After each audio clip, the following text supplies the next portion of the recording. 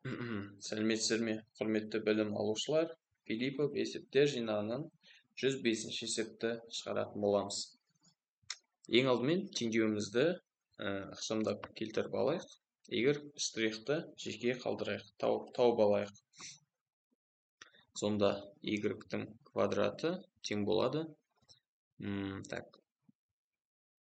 xy азайту x квадрат y штрихты ортақ көбейткіш ретінде жақшаның сыртына шығардым. Сонда y штрихты тауып алсақ, осы жерден бізде тең болады xy азайтылған x квадрат, керісінше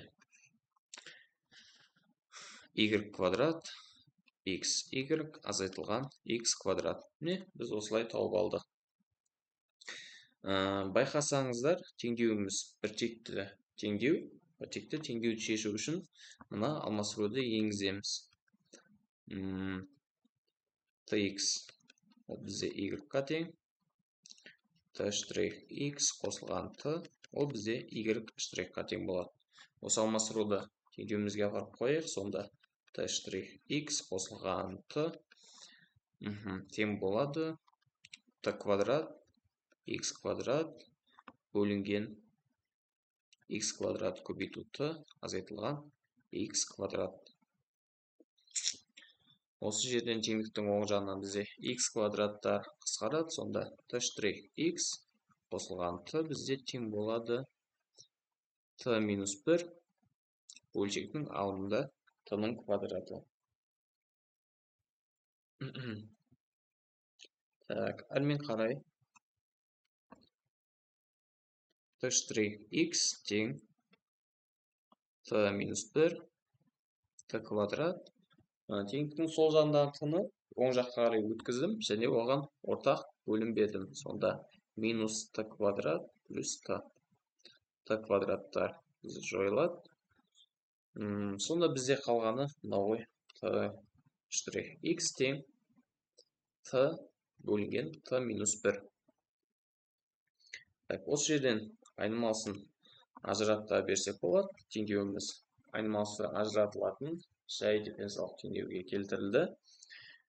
Олай болса, ажыратайық. 1 минус 1 бөлінген t.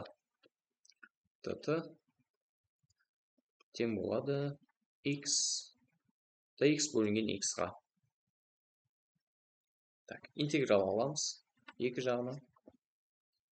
Сонда t минус ln t плюс ln s тең болады ln x-қа. Ықшамдау жүргізу керек бізге. Мына жақта t плюс ln s қала берсін. ln x қосылған ln t. Сонда мына t-ны логарифмнің ішіне кіргізіп жазайық. ln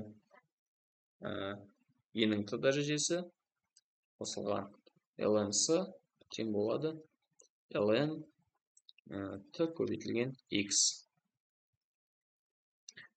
Мына жақтан да солай. ln s көбейту e-нің t дәрежесі тең ln tx қалады.